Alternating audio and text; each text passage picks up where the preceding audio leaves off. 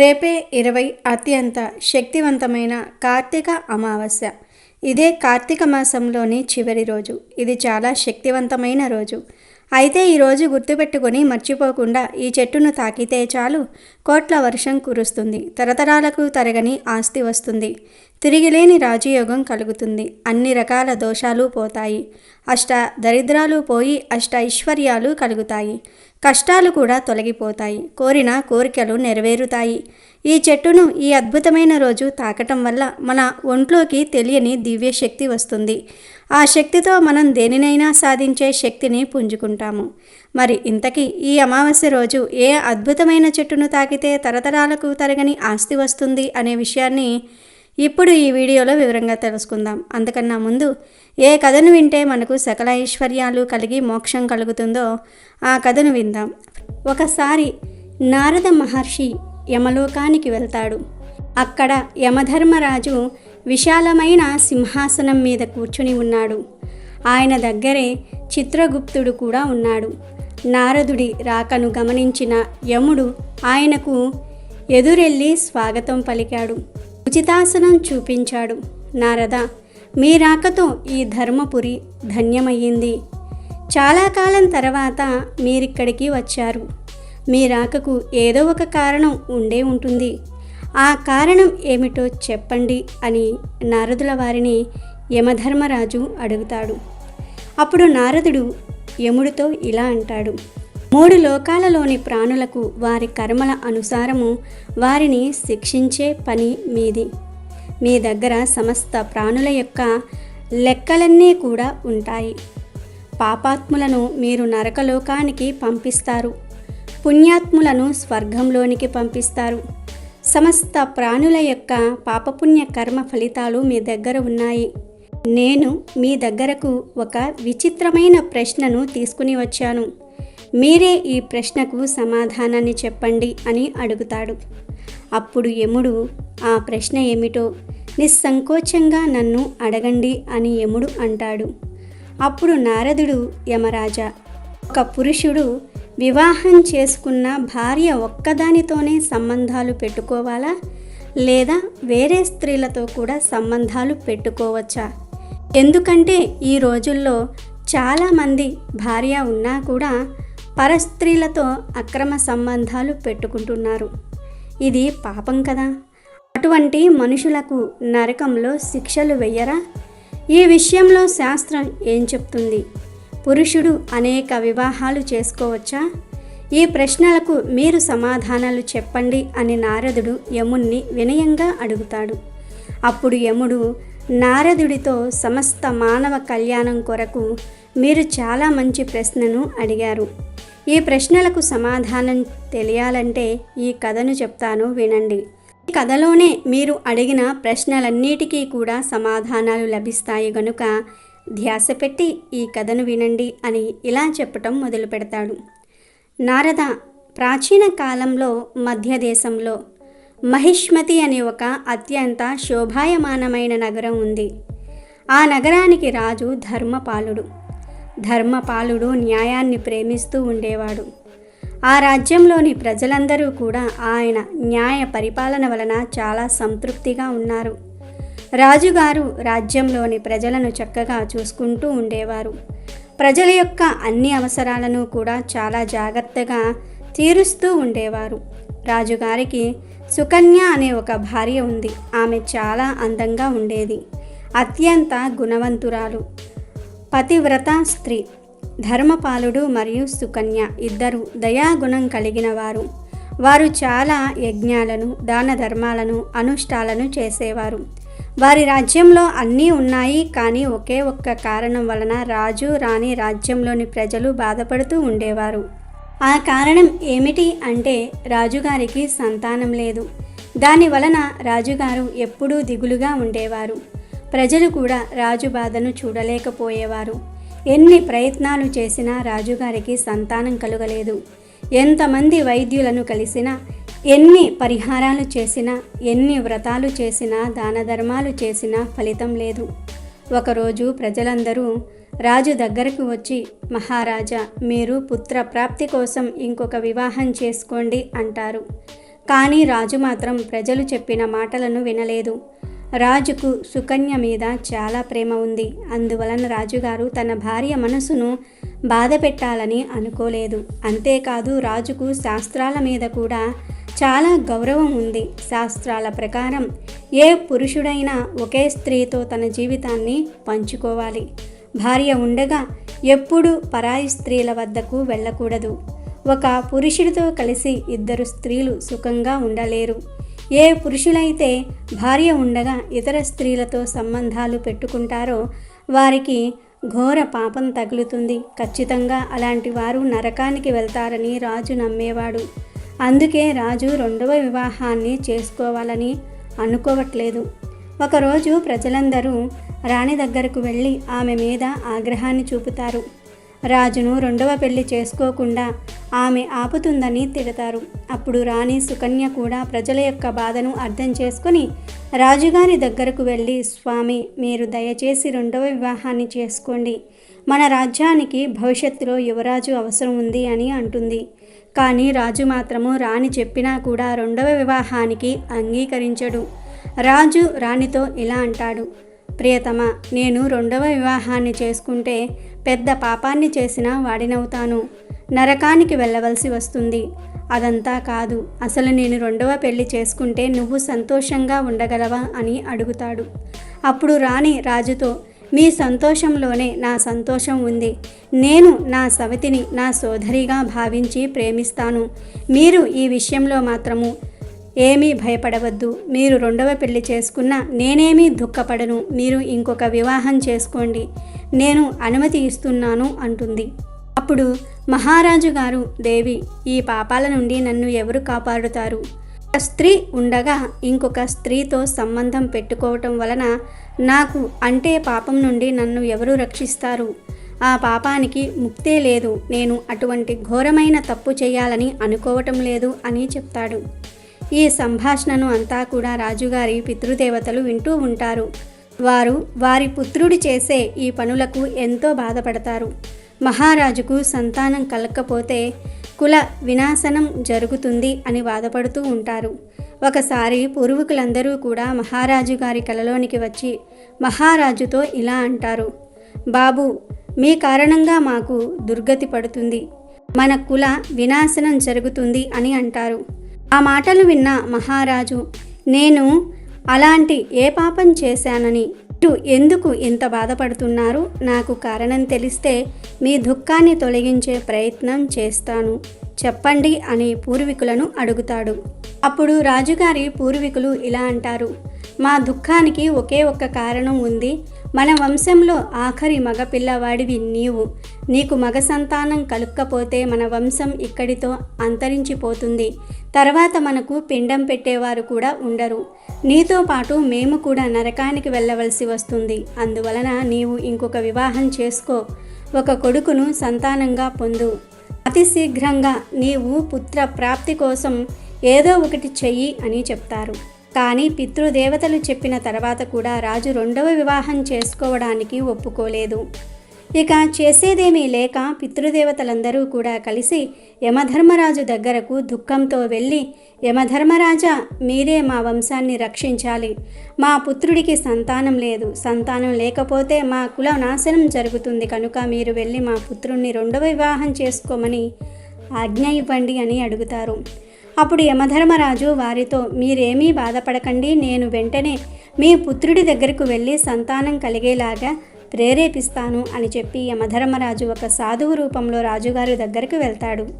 ఆ సాధువును రాగానే ధర్మపాలుడు సంతోషంగా ఆయనను ఆహ్వానించి సత్కార్యాలు చేస్తాడు. తర్వాత రాజుగారు సాధువును ఇలా అడుగుతాడు, మహాత్మా, మీరు ఎవరు? ఎందుకు అసలు మా రాజ్యానికి వచ్చారు? మీ ముఖం చాలా తేజోవంతంగా ఉంది. మీరు పెద్ద తపస్విలాగా కనిపిస్తూ ఉన్నారు అని అడుగుతాడు. అప్పుడు ఆ సాధువు రాజుతో ఇలా అంటాడు, నేను యమధర్మరాజును. మీ పూర్వీకులు ప్రార్థన చేయటం వలన స్వయంగా నేనే నీ దగ్గరకు వచ్చాను. నువ్వు నీ పూర్వీకులకు కోపాన్ని తెప్పిస్తున్నావు. దాని వలన నీ సామ్రాజ్యమంతా కూడా నశించిపోతుంది. పుత్రుడే లేకపోతే నువ్వు దుర్గతి పాలవుతావు, నీకు మోక్ష ప్రాప్తి కలుగదు. మోక్షం కలగాలంటే తప్పక పుత్ర సంతానం ఉండాలి అంటాడు. అప్పుడు రాజుగారు యమధర్మరాజుతో, ధర్మరాజా, నాకు వివాహం జరిగిపోయింది, నాకొక భార్య ఉంది, సంతానం కోసం ఇంకొక వివాహం చేసుకుంటే నాకు పాపం తగులుతుంది, దానికన్నా నేను ఎలాంటి పుత్రులు లేకుండా జీవితాన్ని గడిపితేనే మంచిది అని అంటాడు. దానికి యమధర్మరాజు, రాజా, నీ ధర్మ పాలనను, నీ నిష్టను నేను మెచ్చుకుంటున్నాను. కానీ నీకు తెలియని విషయం ఏమిటి అంటే రెండవ వివాహాన్ని చేసుకోవచ్చు, అందులో ఎలాంటి పాపం లేదు. ఎవరి భార్య అయితే భర్త ఇంకొక వివాహం చేసుకోవడానికి అనుమతిని ఇస్తుందో అటువంటి వారు తప్పక వివాహం చేసుకోవచ్చు, అందులో ఎలాంటి తప్పు లేదు. భార్య వలన సంతానం కలగకపోతే భార్య అనుమతి తీసుకొని రెండవ వివాహం చేసుకోవచ్చు అని చెప్తాడు. సాక్షాత్తు యమధర్మరాజు ఇలా చెప్పటంతో రాజు వెంటనే ఆయనకు ధన్యవాదాలు చెప్తాడు. ఇక యముడు అక్కడి నుండి అంతర్ధానమవుతాడు. తర్వాత ధర్మపాలుడు తన భార్య దగ్గరకు వెళ్ళి రెండవ వివాహం కోసం అనుమతి కోరతాడు. సుకన్య అనుమతి ఇచ్చేస్తుంది. దాంతో రాజుగారు ఇంకొక స్త్రీని వివాహం చేసుకుంటారు. ఆమె ద్వారా చక్కటి పుత్రుడికి రాజుగారు జన్మనిస్తారు. పితృదేవతలు ఇదంతా చూసి ఎంతో సంతోషిస్తారు. యమధర్మరాజుకు ధన్యవాదాలు తెలిపారు. కాబట్టి నారద, పరస్త్రీలతో సంబంధాలు ఎప్పుడూ పెట్టుకోకూడదు. భార్య అనుమతి తీసుకొని ఇంకొక పెళ్లి చేసుకోవచ్చు, పెళ్లి చేసుకోకుండా మాత్రం సంబంధాలు పెట్టుకోకూడదు. భార్య ఉన్నా కూడా ఆ భార్య అంగీకరిస్తే ఇంకొక స్త్రీని వివాహం చేసుకొని సంబంధాలు పెట్టుకోవచ్చు. అలా చేస్తే ఎటువంటి పాపం తగులదు. అలా కాకుండా భార్య అనుమతి లేకుండా అక్రమంగా వేరే స్త్రీతో సంబంధాలు పెట్టుకుంటే ఖచ్చితంగా నరకంలో పడతారు అని యముడు నారదుల వారికి వివరిస్తాడు. ఇక వీడియోలోకి వస్తే, కార్తీక మాసంలో అమావాస్యకు ఉన్న ప్రత్యేకత ఏమిటి అంటే, కార్తీక మాసంలో వచ్చే అమావాస్య రోజు ఎవరైతే తెల్లవారుజామున నదికి వెళ్ళి నదిలో స్నానం చేస్తారో వారికి కార్తీక మాసం నెలంతా నదీ స్నానం చేసిన ఫలితం కలుగుతుందని స్కాంద పురాణంలో చెప్పారు. కాబట్టి ఈ కార్తీక మాసంలో ఒక్కసారి కూడా నదికి వెళ్ళి నదీ స్నానం చేయలేకపోయినా వారు ఈ ఒక్క కార్తీక అమావాస్య రోజు నదికి వెళ్ళి నదిలో స్నానం చేయండి.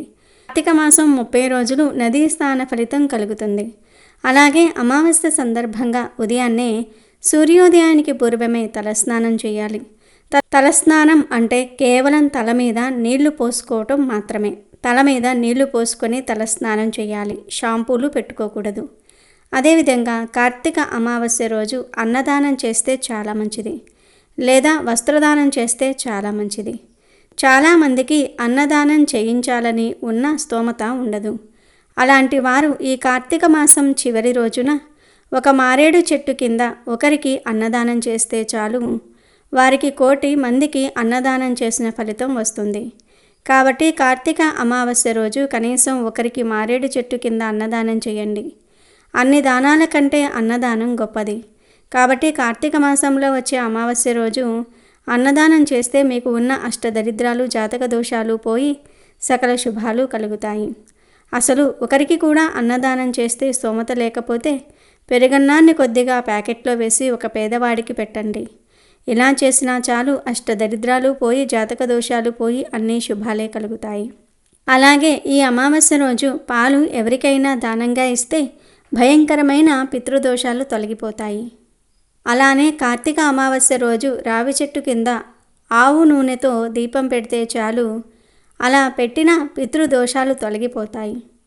అలాగే కార్తీక పౌర్ణమి రోజు 365 ఒత్తులు వెలిగించటం కుదరని వారు, లేదా మళ్ళీ వెలిగించాలి అనుకునేవారు మళ్ళీ ఈ అమావాస్య రోజు కూడా 365 ఒత్తులను వెలిగించుకోవచ్చు. ఎందుకంటే కార్తీక పౌర్ణమి ఎంత శక్తివంతమైనదో ఈ కార్తీక అమావాస్య కూడా అంతే శక్తివంతమైనది.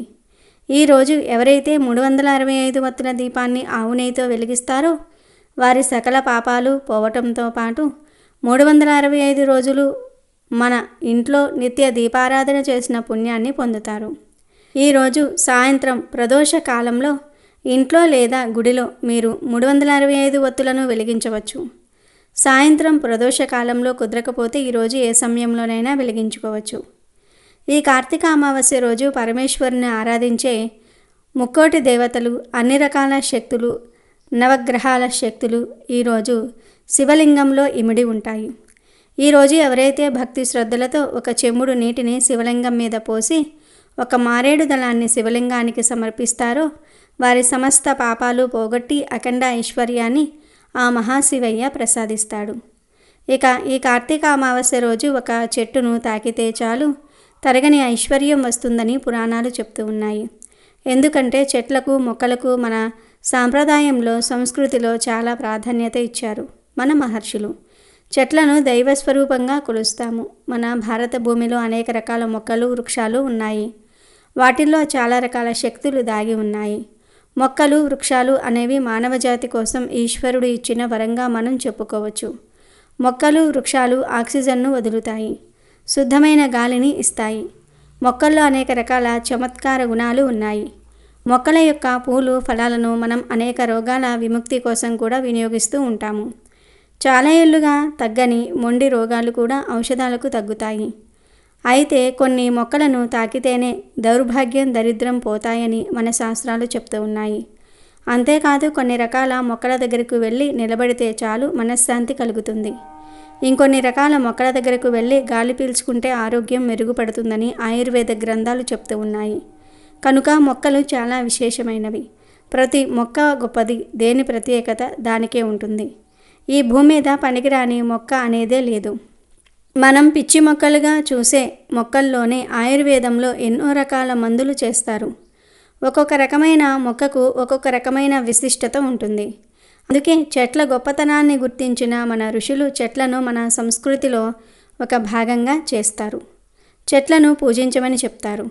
చెట్లు ప్రకృతిలో ఒక భాగం. ఒక కార్తీక అమావాస్య రోజు ఒక అద్భుతమైన చెట్టును తాకితే చాలు తరతరాలకు తరగని ఐశ్వర్యం వస్తుందని మన శాస్త్రాలు చెప్తూ ఉన్నాయి.